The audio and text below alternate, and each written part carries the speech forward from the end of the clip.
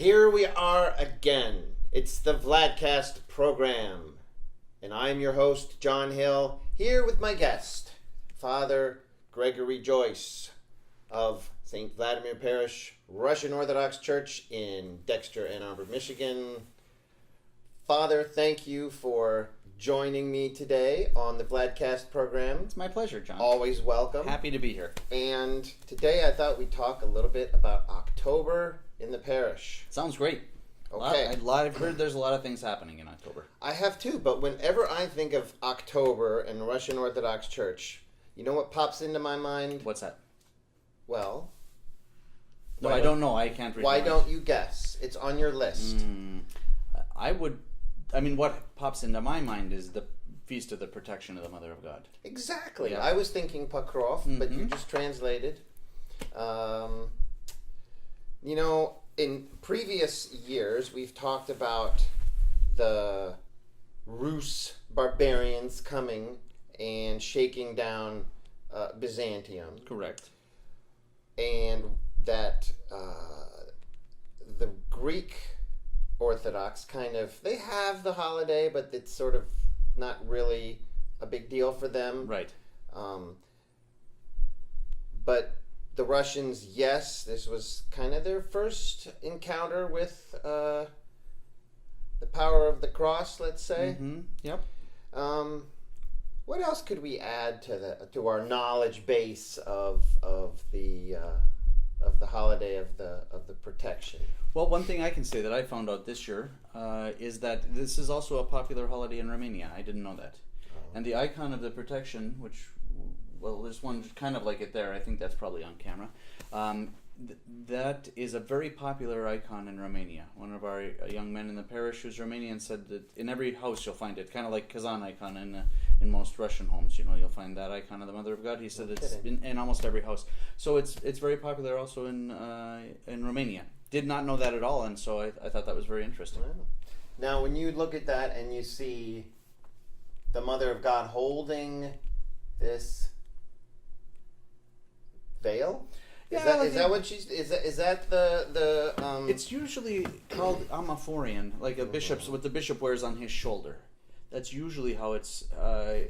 I've heard it said. So usually amaphorion, but it's also sometimes it's translated veil. But that's what she's got. Yep, that's right. That's what she's got, and then she was holding that over the church there, where the Rus were going to do their bad deed, and scared them away. Now, is that the key to every holy protection icon, the Mother of God holding, or are there other images that would? Yeah, if it's for the protection, she's holding this veil, this amaphorion.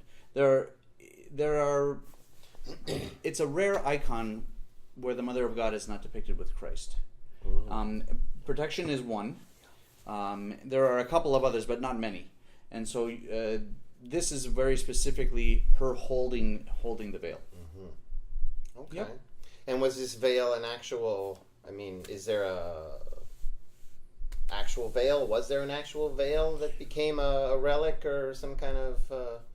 Yeah, not that I'm aware of. I don't know that what she was holding ever kind of came into our world, but she was holding it there as she was sort of chasing away the barbarians. So it exists at least in the spiritual world. Yep. Okay. Yep. All right. And this happens in October. Yes. What day of the week? Well, this year it's going to be on a Saturday. It's the 14th. Liturgy? There will be. This year, a few things have changed in the parish. I'm always gone for that feast in Chicago. That's the feast day of the Diocesan Cathedral. And the bishop asked the priest to come, but it worked out that Father Moses is going to be here, so we're going to have liturgy on the 14th. I'll be in Chicago, but he'll be here. And that's great. I think that's super for the parish because it's a very popular holiday, and it's wonderful that we have a chance to serve liturgy. In the past, we've usually had a vigil on the eve, a reader's service, but we get to do liturgy this year. So we'll have vigil on the 13th at 6 o'clock. That's Friday evening, and then on the 14th, Saturday morning, 8 o'clock, Divine Liturgy. Awesome. Yeah. That reminds me, you do go to Chicago very often. Yes. I do have to go to Chicago. I have a some suggestion. regular basis. Yes. Bring the bishop here. Well, just bring I him think- back with you, and then Yeah, I mean, we do have a room in the basement. That's a good idea. I mean, think about it. I will. I'll talk to Okay. him about that. And actually, occasionally he does come to Ann Arbor and we work here. It works out that way. Most of the time when we have diocesan work to do, I go there. But sometimes he does come here. In fact, in November he'll be coming before the feast when he's celebrating with us on November 19th. He'll come a few days early and we'll do some work. What feast? Well, in this case, it just happens to be a Sunday that he's visiting. Nothing special? No, Just... well, he's coming on the. That was a free Sunday that he had, and we haven't seen. Lydic hasn't been able to serve with us for a little bit more than a year, and so we decided that he decided that he would come, and so that's great. He'll be joining us then.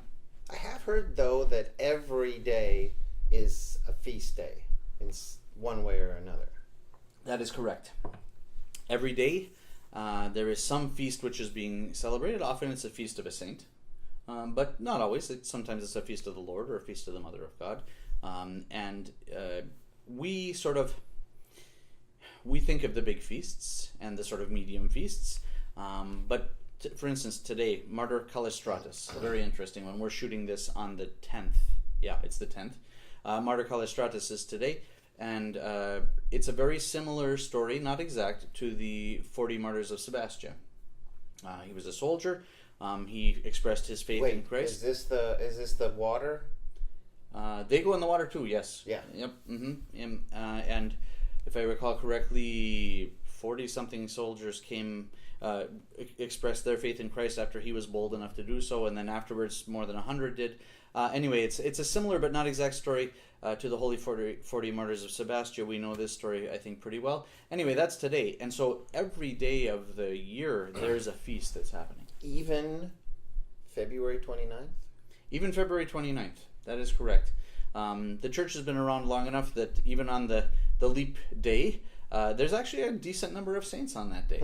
I forget how many, but it doesn't look any different than sort of the day before or the day after. Most of the time, those saints are celebrated also on the 28th of February. We just move them together. Yeah.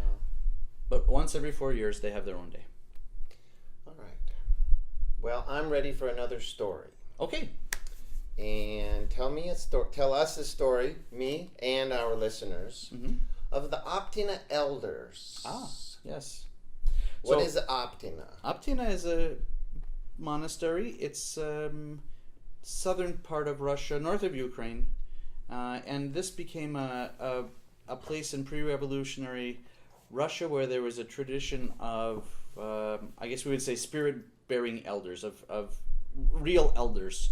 You know, a place where people would come from all over the Russian Empire and hope to confess their sins to one of the elders and receive their sort of spiritual nourishment. Sounds like the beginning of the Brothers Karamazov. You know, it does. It does a lot. But that, of course, is fiction. And this is, of course, not fiction. But in any case, there are definite similarities. All the sort of important people, I guess, even in the Russian Empire, sought to go there and to get the advice of the elders. So this was a very vibrant monastery during the years leading up to the Russian Revolution, and was really an important part of the sort of spiritual reawakening that was happening as the revolution was approaching. So this place had a lot of saints came from this place. Enough that there is a synaxis of their celebration together, right? Each of those people passed into the next life on a certain day, right? But there's also a day appointed where they're all celebrated together. And that's in October. That's in October. Yes, it is. And I believe it's the 23rd, if I'm not mistaken. And we generally have services at St. Vladimir's on that day. So I think it's a nice day for us to sort of reflect on that kind of dedication to Christ. Most of us won't live quite that radical a life, but nonetheless, we are called to, live even in the world an ascetic life, and having these kind of examples who didn't live in the 1st and 2nd and 3rd centuries, I think it's very helpful for us. So anyway, we have the opportunity to serve that, and most years we do, and thank God we'll be able to do that this year. Elders of Optina. I recall a prayer. Yes, there's a very nice prayer of Octane Elders. I'm glad you mentioned that. I'll try to post that in the comments of this video when it gets posted. That's a very nice prayer, and a lot of people like to use that prayer as part of their daily prayer rule. It's in the morning. Mm-hmm. It's very helpful. Very. Yeah. Yeah, I like that prayer a lot. I also like the Metropolitan Fillaret. It's also one of those Fillarets, yes. Morning type. Yeah. Exactly. And it's I'll just take this opportunity to say that our morning and evening prayer rule has more there's different kind of prayer rules. The morning and evening prayer rule has a lot of flexibility in it. Not that you shouldn't do it, that's not the kind of flexibility I'm talking about, but it can be longer, it can be shorter, but it should be quality, even if there's not time for quantity. And to have prayers like the prayer of the Obtaining Elders and other short prayers that we can add to our sort of quiver of potential prayers that we use, I think is really helpful. Nice metaphor. Thank you. Okay. Well, what else? Halloween. What are you going to dress up as, Father? As Halloween. I'm going to... A priest? Yes, I think I will. Again, this year. It's the same every year, I Father. know, but, consistency is the hallmark of excellence, John, so we try as much as possible. But we will... Of course, that's also happens to be the eve of the Feast of St. John of Kronstadt. So at St. Vladimir's, we'll have services that evening. The church school is going to prepare a special kind of Halloween alternative for those who don't want to participate in Halloween. And that's understandable completely. So we have had this, I don't remember for how many years, a long time. And we'll be sort of letting out all of the details of that. But what I'm hearing, it's going to actually be a lot of fun. The activities are going to involve parents and children together. No kidding. Yep. Wow. Yeah. So the parents will be taking an active part in this, and I think it'll be very pleasant. And we'll start at 5. You guarantee a fun time. As always. Will be had. Absolutely, by all. Yeah, absolutely. Okay. So we'll start at 5 on the 31st, and we'll probably get to Vespers around 7. So we'll have the activity first, and then we'll do Vespers afterwards. Okay. And out by 9, maybe? I would think so. Probably earlier. Okay. Yep. All right. What else is going on in... I know another good day in October. Mm-hmm. 2 saints. What am I thinking? Mm-hmm. 2 famous saints. You've got me. It's from your list, Father. I know, but I wrote that list a long time ago, John. Justina. Oh, yeah. Cyprian and Justina. Yes. What's up with Byzantine? Yes. Old days. The old days. Yes, old days. This was before Constantine. Yes. This was in the time of the, broadly... Not the apostate. Right, no. No? Before that? It was before that. Oh, boy. Yeah, yep. I forget happened? which Roman emperor, but in any case... one of the bad ones. Yep, Cyprian was Soldier? he was a very prolific pagan priest. Apparently quite a good one, from the pagan point of view. The life is very interesting to read.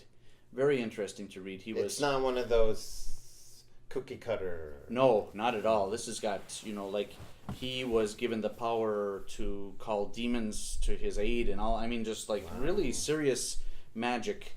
So he was a very, very hardcore, we will say, pagan priest, but also a very sincere person. And just like Paul was a persecutor of Christians, the Lord saw that his sincerity. He just didn't know about Christ.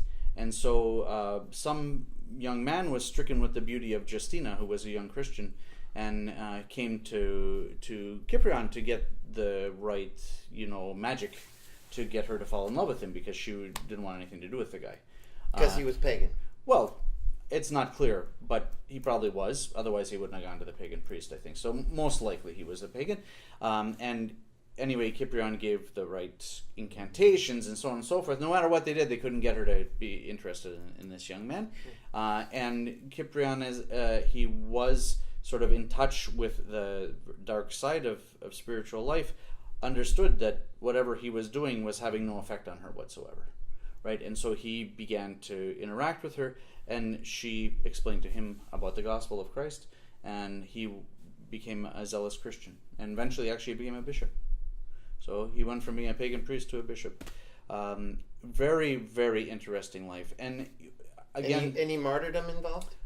Yes, they both were martyred. Him first, and then she had dedicated her life. This was a little bit before monasticism. In some lives, it says that she became the abbess of a monastery, but it's really not clear. Was there monasticism as we know it? In any case, she dedicated her life to Christ in that way, and eventually the martyrdom came to them there as well. It seems unusual that for this feast, the spotlight is on the relationship, right? It's not just, oh, there was a Saint Cyprian, and oh, there was a Saint Justina, and they knew each other, but actually, that seems rather uncommon. It's somewhat uncommon. You do sometimes read about this, for instance, in the martyrdoms, let's say of St. Catherine, St. Barbara. There are often persecutors who confess Christ when they see the sort of valor of the martyrs, and they don't have any fear of death, so on and so forth. But their names aren't in there. Exactly. The way that Cyprian's is. So it's a very interesting, and it's very unique. And it comes the day after the protection of the Mother of God. Again, we usually don't get to serve that feast because we're all in Chicago celebrating the feast day. But this year, the way it works out, we will. We get the opportunity because it falls on a Sunday. So we will get to celebrate that feast. And we have some Cyprians and Justinas in the parish, and that's great. Yeah, we do.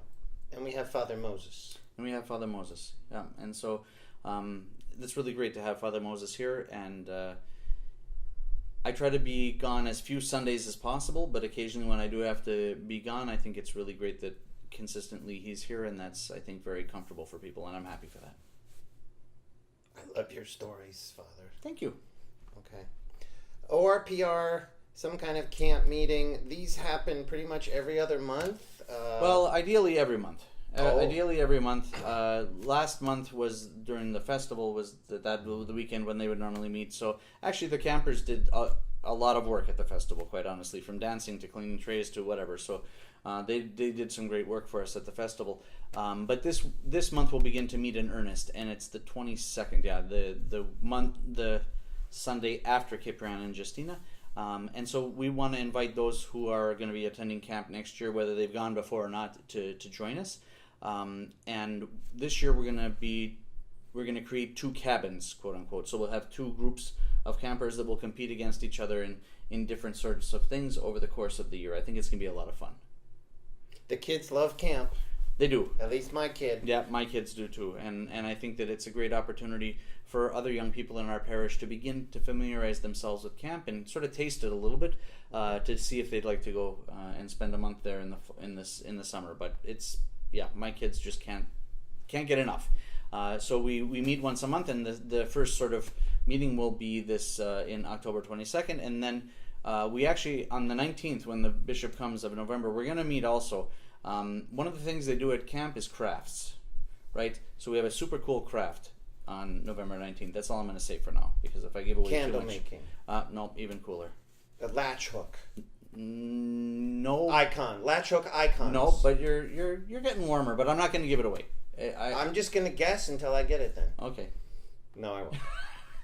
It has to do with weaving. No, leave it at that. I give up. Tell me. They'll have to tune in for the November Vladcast to learn.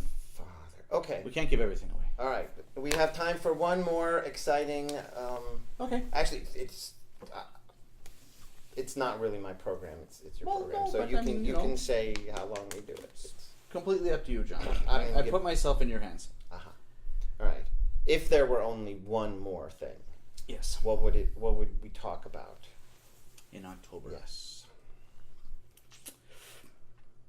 Actually, I think probably a really important thing to convey to our guests, which is not necessarily. Oh, I know. It's giving, because you made that Freudian slip about gifts. Yes. Make a contribution to what? The building fund. Well, that's always welcome. Some institution somewhere up there by Detroit is giving 10%. Oh, the dentists are giving 10%. Yes, that's right. We should mention that we do have in our parish. One of the families has started a dental office, and if you go to this dentist, and my wife has gone several times, she's very happy. they will give 10% of the cost of your visit will go to our building fund. That's pretty good. It is pretty good. We're very thankful for that. So I think it's a great opportunity. I was actually going to talk to people about the cemetery, though. I think we should let them know that the cemetery is available. Making reservations now. Something like that, yes. All of our work with Lima Township has come to a close, and very positively, and they've approved all of the cemetery information. Didn't need to give too many bribes? Nope, we didn't. Ever since the festival, we've had great relationship with our neighbors. It's really helped. So I'm really happy with that. And the township has been really cooperative. They've worked with us a lot on this. And so the cemetery, we can begin to sell plots now. We haven't done all of the excavation there, so you can buy a plot, but you can't die. You'll have to wait. But we can, I was just going to ask, what if you needed your plot? Yeah, we're going to have to continue the. Will you pay for a fridge for the? Well, at this point, if you buy a plot and you leave this life before all of the excavating work is done, then we'll just refund your what you paid to your relatives, and there's still a couple of places left in Forest Hill, but not many. That's the one behind Stockwell. Oh. But by the hospital. By the hospital, yeah, by the Ronald McDonald House there in the Arb, yeah. And there's an Orthodox. We have a section there. But it's pretty full. It's pretty full. So, in fact, I was just talking with one of the people who was looking at doing the excavation work today. So, I hope we're going to have that done before the snow flies. But in any case, before the snow flies, the all set up. Yeah. Wow. Yeah, that's our hope. Father, you understand that it's October in Michigan. Yes. Well, snow could. Before the snow seriously flies, before they can't work. Let's put it that way. Because there are certain months it's just too cold. You can't do this kind of work. It's really not worth digging. Right. Because it's right. So we're hoping to have it done October, November, before it really freezes. So hopefully that'll. Are we going to landscape it too? Eventually will there be beautiful trees like at the there's a cemetery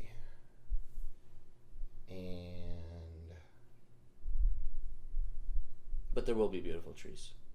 There will be. We will landscape it. Okay. There'll be beautiful trees. We'll have some benches there. I think it'll really be quite nice. There's going to be some nice wide paths there so people can walk. I think it'll be really, really pleasant. So, yeah. And if benches? Yep, we'll have benches. Okay. Mm-hmm. And we'll do the Radonitsa. Yes, we'll be able to do all of the memorial. We won't have to get in cars after liturgy. Well, we're not going to move those people from Forest Hill, so we will eventually we will visit them also. But as the cemetery begins to be used more, it'll be more and more centered there. Okay, sounds good. Yeah, it's pretty exciting. I think. Mm-hmm. I think it's great, and the township also approved a temporary classroom that we can bring onto the property and everything about that. So that's all good to go too, and God willing, we'll be able to start having classes, everyday classes in a parish school beginning next fall, 2018. Oh, the parish school. Yep. Let's talk about that in November. Okay, I'm good for that. Okay. Great. Happy with our I am. talk? Yeah. You think the parish learned a lot of important stuff and was... I hope so. I think that... I think it's good that we get an opportunity to convey this. And, some people like to read newsletters and some people like to... Some people like to watch YouTube videos. And that's why I think it's good that we do this. So, all right. Thank you for taking the time, John. I always enjoy coming Me too. to talk to you about parish life, Father. Thank you, John. Have a wonderful October. You do the same. Thank you. And you, dear viewers, also be sure to have a great October. We will see you next month. So tune in